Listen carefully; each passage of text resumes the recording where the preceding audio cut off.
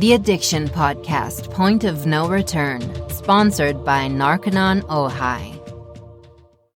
Hello, and welcome to the Addiction Podcast, Point of No Return. My name is Joni Siegel, and I'm the host for this podcast. And this is episode number 198. When a person is addicted to drugs and or alcohol, the myriad of choices of treatment can be overwhelming. Narconon Ojai is a residential facility that addresses the physical, mental, and spiritual aspects of addiction with a proven, holistic, drug-free, evidence-based, step-by-step program designed to free those trapped by addiction. For more information, call 866-231-5924. Today we're going to be talking to a lady named Charlotte Bismuth. Charlotte Bismuth started her career at the New York City Department of Parks and Recreation before joining the New York City Civilian Complaint Review Board.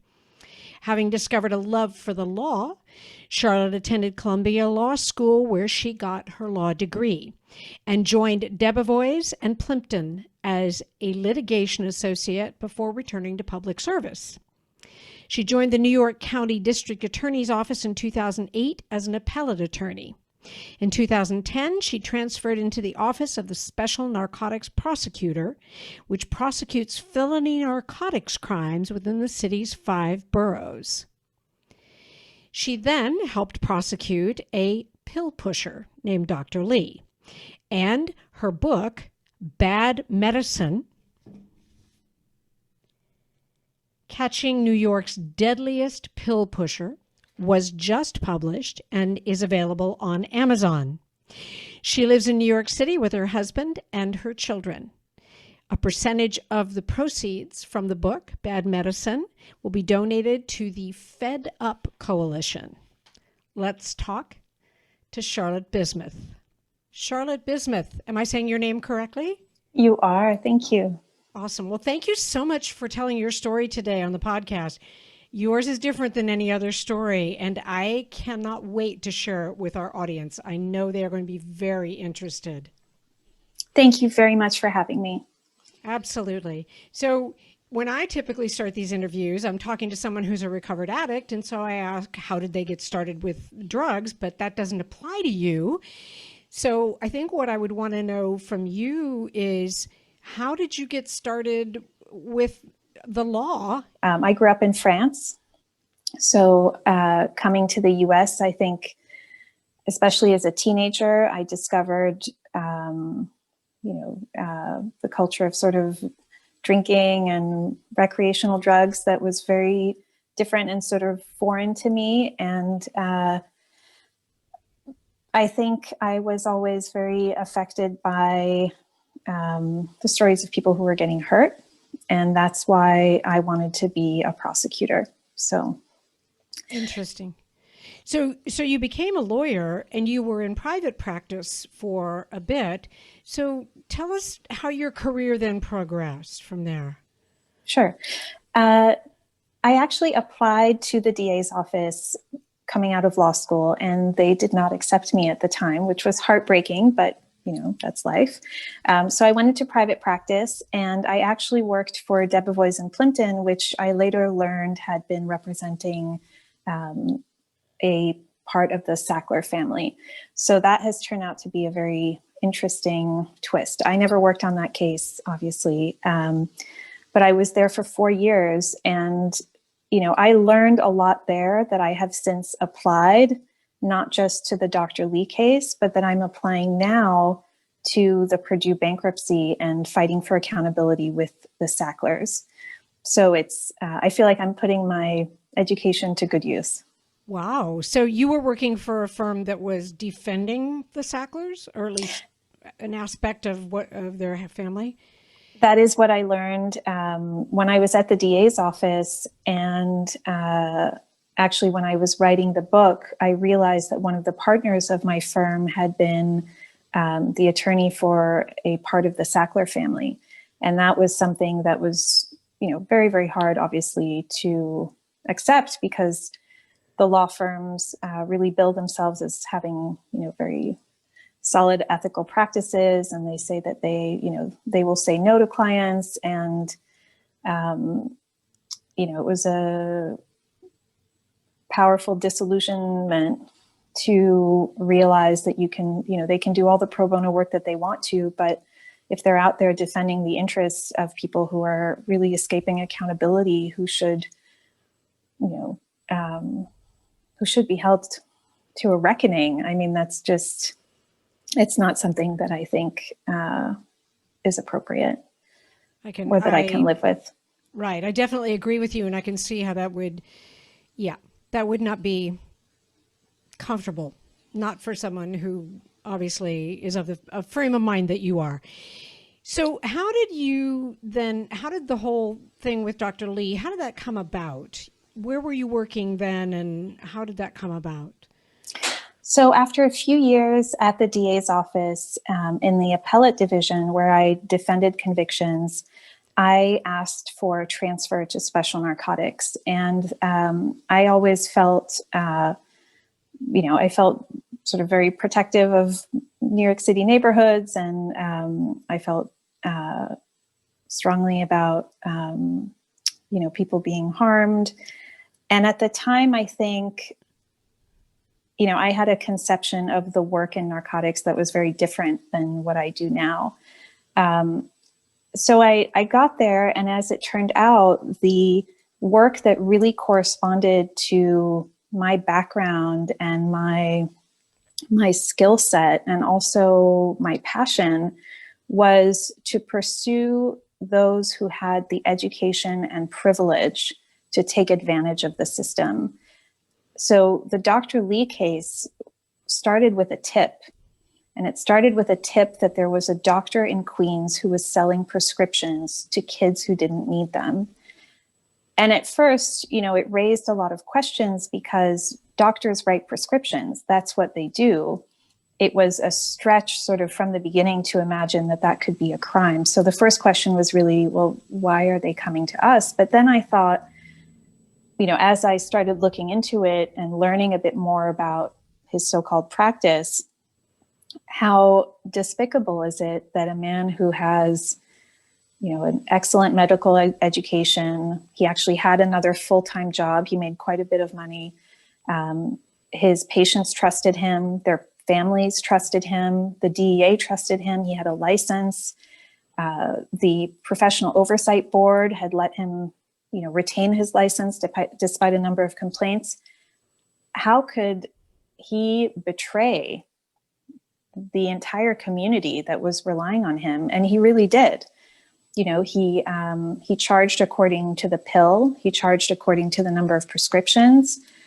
He knew that his patients were taking more than prescribed. He knew that some of them wanted to end their lives. He knew how much pain they were in, and he took advantage of it. We discovered 16 overdose deaths. Wow. And I think, I mean, especially from having heard some of your other episodes, I know a lot of your listeners will feel like I do, which is that, we see all the statistics, but every one of those numbers is an entire universe, right? One is too many, and 16 exactly. is unbelievable. But just one is all it should take, Yeah. And he knew that some of them had died, and he didn't change anything. And it was devastating to us as a team to be working on it and to wonder every day, like, how is this possible? Why doesn't he change? Why doesn't he stop? And of course, it was always about the money. That's right. That's right. It's sad to say, but you're right. It's all about the money. What neighborhood was he in, Charlotte? His pain management clinic was in Flushing, okay. Which is a neighborhood in Queens, probably about 40 minutes from Manhattan. But what's interesting is that he opened the practice in 2004. And at the time, he served primarily elderly Chinese patients. That neighborhood is sort of... it's sort of like there are a lot of Asian businesses, a lot of Like a Chinatown almost kind of? Yeah, but it's sort of bigger and sort of more centralized. It's a wonderful neighborhood. And he set up there to practice pain management for the elderly. And those were the patients he had in the beginning. What's fascinating, though, is that with those patients, he didn't sell prescriptions. He mostly gave injections, but he committed insurance fraud. So even when we looked back to those very, very early days of the practice, we were not seeing a doctor who was practicing ethically or solely for the benefit of his patients. There was always an angle to it. And it was over the course of our investigation, we realized that sometime around 2007, 2008, he began seeing a different group of patients who were much younger. His first patients had some chronic pain, real difficult chronic pain issues. And gradually his practice grew by word of mouth. By 2009, 2010, he was open one day a weekend, but on that one day of weekend, he would see anywhere from 60 to 80, often 100, and on a few occasions, more than 100 patients a day. Wow. And he charged, in the beginning, it was $100 cash for a prescription. It then went up to $150, and he would charge an extra $50 if you wanted more than a certain number of pills, more than a certain number of prescriptions, if you had come too early, so more than once a month, or if there were any other risk factors in your record, like you were seeing other doctors. So he was aware of all the warning signs, but he made money from them. He monetized them. He just charged more. Yeah. Wow. Wow. Did you have parents and people who came to you whose children had been affected by this? We actually went to them because, and I think that was really one of the most eye-opening and infuriating parts of this, was that we realized that there were so many families out there who not only were on their own and felt alone, but who also felt like they had done something wrong or they hadn't done enough.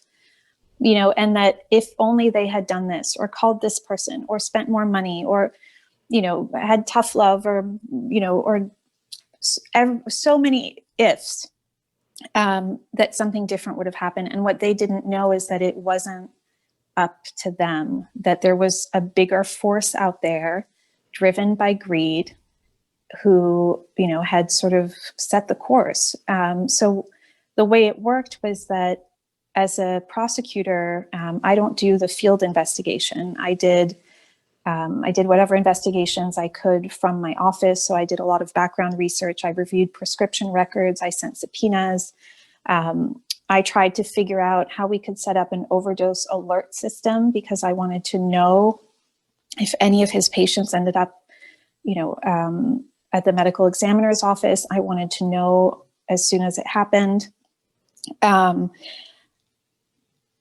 my partner, Joe, who was a veteran homicide detective from the NYPD, he was out there really gumshoeing his way through the boroughs. And he would go, we would get a name. Somebody would say, give us a first name. I heard this young man overdosed. I don't know where he lives. And Joe would try to track down the family. And he would show up at their door. Sometimes people wanted to talk, sometimes they didn't. Joe is very, very respectful and, also just a very, very good and straightforward person. So I think he was able to build rapport. And when they understood that there might be more to the story than just a quote unquote accident that had been written off by the police as not worth looking into, many of the families agreed to talk to us. And that's where we started.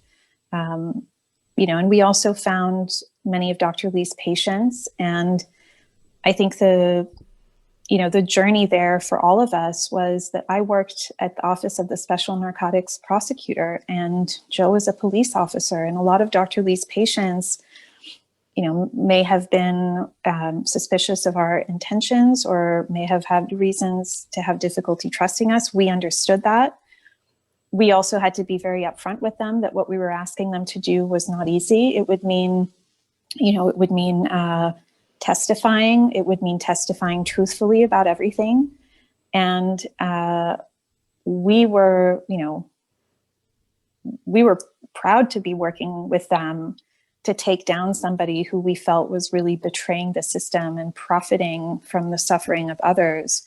But we were asking them for a lot. And they taught me about courage in a way that I think I had never understood it before. And that was really, I developed very close bonds with not just some of the families, but some of the survivors and, patients who were willing to come forward to save other lives. Wow. Was there anything that surprised you about this whole investigation more than something else? I was about to say everything until you said more than something else. I get that. Yeah. I think I had heard before about the concept of stigma and how painful it could be. What I had never understood was the extent to which stigma prevents you from seeing people as human beings. Because in this case, I met everybody as a human being, and people who on paper had very complicated lives, who, were not always at peace in their own heart or in their own mind, who may even had, histories with law enforcement that they thought, nobody knew how that would affect their testimony or their cross-examination. And I understood how society makes it so difficult to engage on really a human level with what people are doing now, with what they want to be doing, with what they know they're capable of. And, on the flip side of that, a doctor who is sort of automatically entitled to a certain status and trust and, credibility and, sort of a favorable bias, the extent to which he could take advantage of that and, lead to the deaths of others, but make us work so much harder in just to overcome that hurdle of we're prosecuting a doctor, right? That was shocking to so many people. And he was committing a crime, and he was committing a heinous crime. And ultimately a jury convicted him of 2 counts of homicide. He was a killer, and there was just such a high bar, and there should be a high bar for everybody. Right. But it was that was really painful. I can appreciate what you're saying, because when Steve and I started this podcast back in 2017, we knew there was an addiction problem. That was all we knew. We had no real insight into what it meant. And after interviewing, young people who started on drugs when they were 12, these are not, dirty homeless people under the bridge. These are not people who deserve any less compassion or understanding than anyone. And the stigma, it comes up so often, people who've gone to jail for, drug-related crime. Okay. And now they're clean and they're in recovery and they're trying to help others. But people still sometimes have a stigma there. So then you look at this doctor, and the doctor's the good guy, right? Mm-hmm. He's supposed to be the good guy. He's the one who knows. I know that my parents, who passed away a few years ago, who came up through the, 60s and 70s, the doctor knew best. When they were senior citizens and they were in an assisted living, it's like if the doctor said to do this, they would do it. And I told them, I said, you have to question the doctor. You can't just blithely take medications without questioning it, because people just assume that the doctor knows best. Right. And that's just not the case. So I think you said there were 16 deaths that, as far as you can tell, were documented, but he was actually convicted of 2. He was, and documented is, I think, a reflection of the extraordinary work that Joe and the other investigators did, because we, what we had to do was follow rumors of overdoses, find the people, and then we obtained the autopsy reports from the medical examiner's office. We examined them.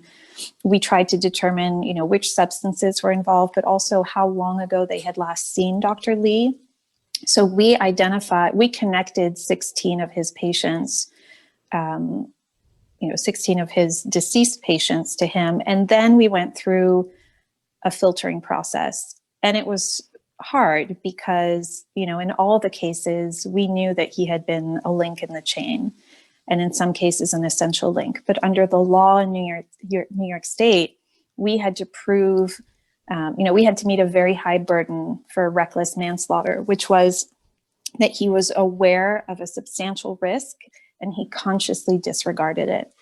Additionally, we wanted to make sure that we were in a zone where a jury would understand that even though Dr. Lee had not handed them the pills, that there was still such a tight connection. So we decided that the 2 cases that we prosecuted, the 2 young men had died within 3 days of their last visit to Dr. Lee, and probably succumbed a little earlier than that. It's just that's when they were found. So we could really show that there was the visit, there was filling the prescription, and then there was the overdose, and they had overdosed on the substances that he had prescribed to them. So, it was sort of a learning curve at the same time, because never before in New York State had a physician been, charged by a grand jury, let alone tried or convicted for homicide. And there were other charges available to us, like criminally negligent homicide, but it wasn't appropriate because criminally negligent homicide, doesn't require that knowledge. And there was no getting around the fact that he hadn't the knowledge. And we also felt that it was so important to show that he was abusing the system, betraying a trust, making a conscious decision to value money over a human life. Right. I would imagine, at least I would hope, that the families of the other 14 understood that when you go into the courtroom, you have to fight the battles you can win. And while those 14 are no less a crime than the 2 he was convicted for, if you can't convict him of any of them, then he goes free. So if you take those 2 that you can absolutely convict him of, yeah, well, you understand what I mean. I do. And, that's a tough call. I would also say that we went into it telling them we might not be able, we can't guarantee an outcome here, not just because it's a tough case, it's a new case, but, understandably, we were concerned that juries would, if a patient says that they're in pain and a doctor has a license and can write these prescriptions, then, we didn't know how a jury would respond to that. And that's why we felt we knew it was important to set his greed front and center, because it explained so much. But for those other families, not only did they understand, I think, for every single one of those individuals, we conducted as full an investigation as we could. We tried to, and there's a lot I can't say here because of grand jury secrecy for the ones that we didn't pursue, but, we tried to provide them with as many answers as we could.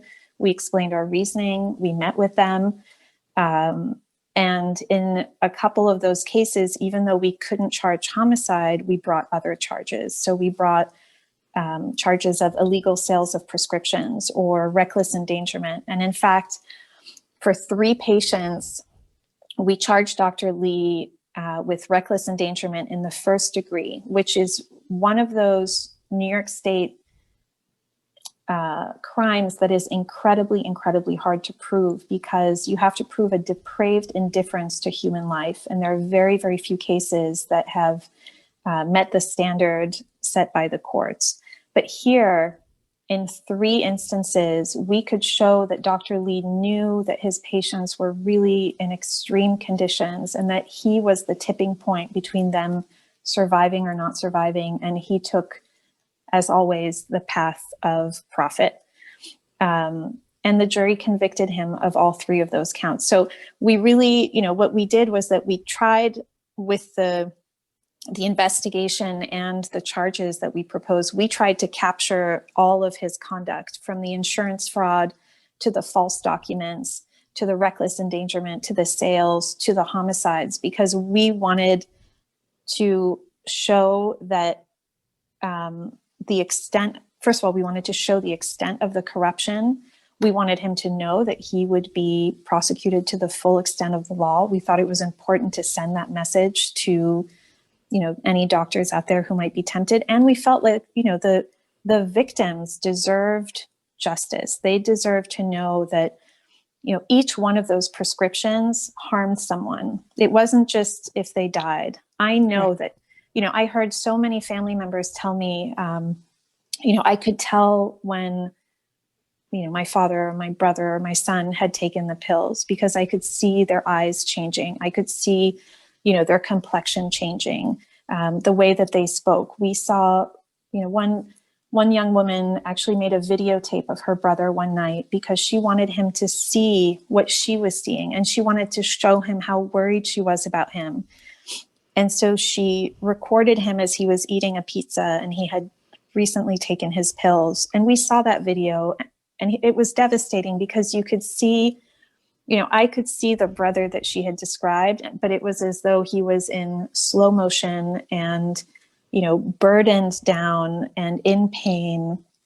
And we showed it to the jury, and I think they, it really allowed them to understand. So each one of those prescriptions was a crime. It hurt someone. And we wanted to send that message that he could not get away with it. Well, very, very, very well done on the work that you did, because it sounds like you definitely sent that message.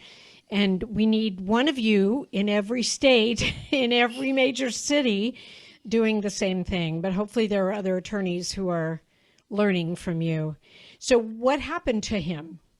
What was the result of the whole thing? I will tell you, but first I should say it wasn't just me. I know. I was nothing without my team. And we were, and there are other people like us out there, which I hope will come forward and talk about it.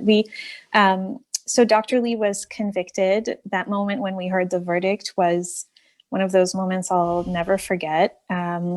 He was convicted of the 2 charges of homicide and 196 other counts out of 211. So it was a significant conviction.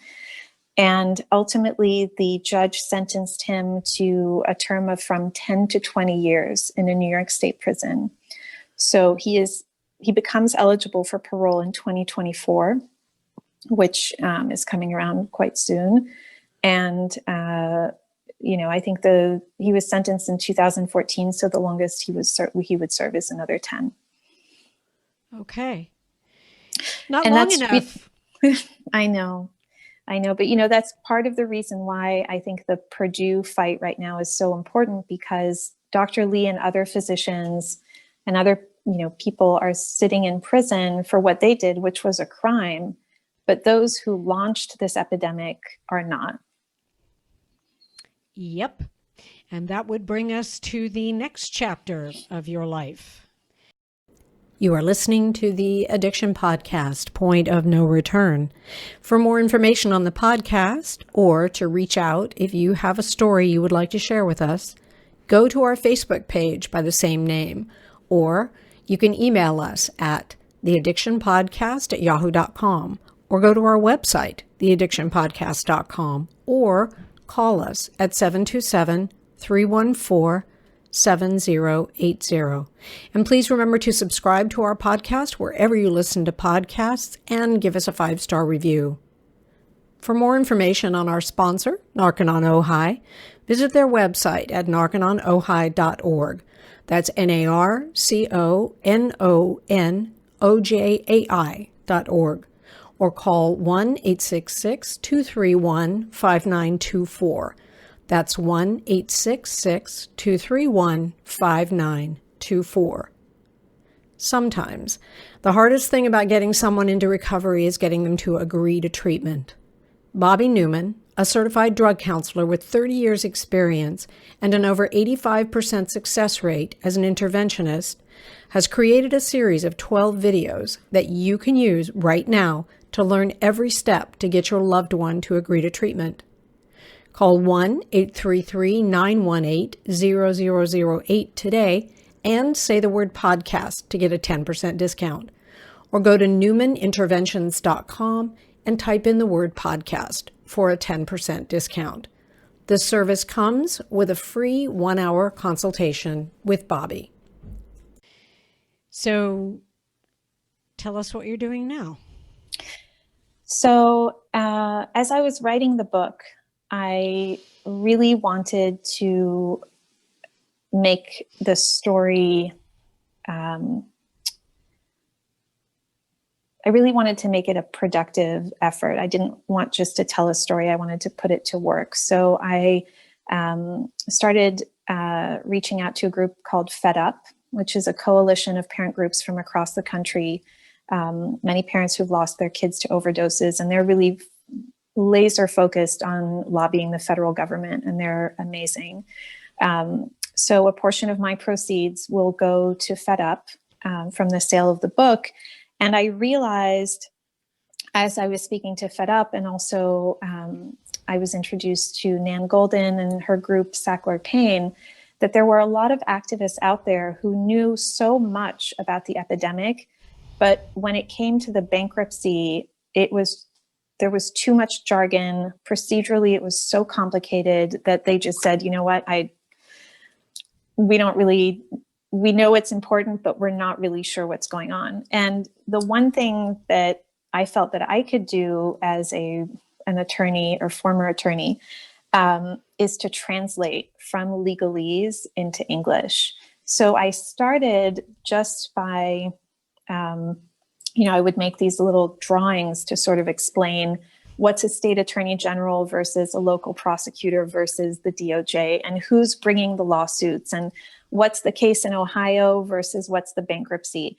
And then as I was speaking to the director of Fed Up, Emily Walden, one day I realized that would it be helpful if I could get some of your members on the phone with a bankruptcy professor, would it help? And she said, yes. So we set up this conference call where a bankruptcy professor came in, and he actually did a tutorial for parents who had lost their children to overdoses about what was going on and how it mattered and how it affected them.